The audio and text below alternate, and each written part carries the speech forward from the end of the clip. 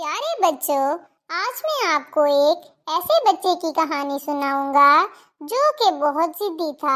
اتنا ضدی تھا کہ اس کی وجہ سے اس کے گھر والے بہت پریشان رہتے تھے۔ ہوا کچھ یوں کہ ایک دن احمد کے کمرے سے مسلسل رونے کی آواز آ رہی تھی۔ مجھے ابھی نئے کپڑے چاہیے، چاہیے، چاہیے، ابھی چاہیے، اور وہ بھی بہت سارے۔ احمد نے اپنی ضد جاری رکھتے ہوئے کہا، بیٹا، ابھی کچھ دن پہلے ہی تو تمہارے لیے بہت سارے کپڑے لائے تھے، اور پھر اب کیا ضرورت آ پڑی؟ امی نے اسے بہت سمجھایا، پر اس پر علی شور مچانے لگا۔ نہیں، مجھے ابھی نئے کپڑے چاہیے، ابھی بازار جانا ہے۔ علی نے یہی رٹ لگائی ہوئی تھی۔ مجبوراً علی کے ابو کو اسے بازار لے کر جانا پڑا۔ وہاں جا کر علی نے بہت سے کپڑے خریدے اور وہ گھر آ گیا، اور خریدے ہوئے کپڑے گھر آ کر ایک جگہ پر پھینک دیے اور اپنی ویڈیو گیم میں مصروف ہو گیا۔ علی بہت ضدی لڑکا تھا۔ وہ اپنے والدین کا اکلوتا بیٹا تھا۔ وہ 5ویں جماعت میں پڑھتا تھا اور ہر نئے دن بہت سی فرمائشیں کرتا تھا۔ اگر اس کی فرمائش پوری نہ ہوتی تو وہ اس وقت تک شور مچاتا رہتا جب تک اس کی فرمائش پوری نہ ہو جائے۔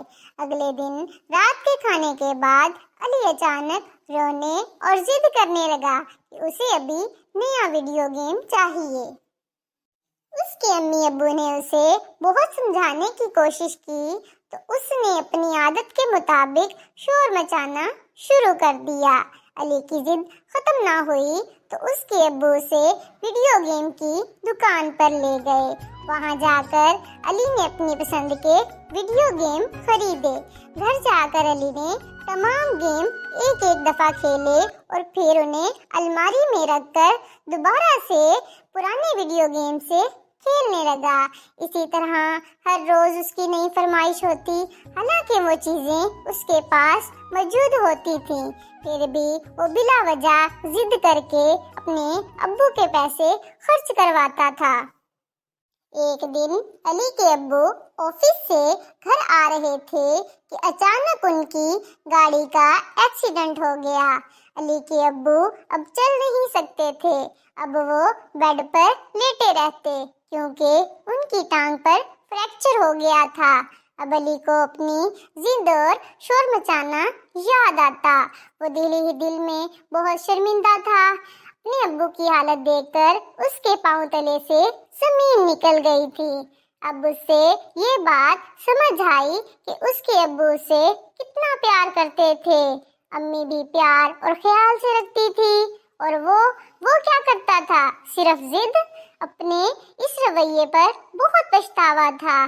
ایک دن اس نے اپنے والدین سے اپنی بدتمیزیوں کی معافی مانگی اور شرمندگی کا اظہار بھی کیا، اور وعدہ بھی کیا کہ اب وہ کبھی بھی ضد نہیں کرے گا اور انہیں تنگ بھی نہیں کرے گا۔ پیارے بچوں، ضد کرنا بہت بری بات ہے۔ ہمیں کبھی بھی ضدی نہیں ہونا چاہیے۔ ہمارے والدین ہم سے بہت پیار کرتے ہیں اور ہماری تمام خواہشوں کو پورا کرنے کی کوشش کرتے ہیں، اسی لیے ہمیں ضد نہیں کرنی چاہیے، اپنے والدین کا خیال رکھنا چاہیے اور ہر بری عادت سے بچنا چاہیے۔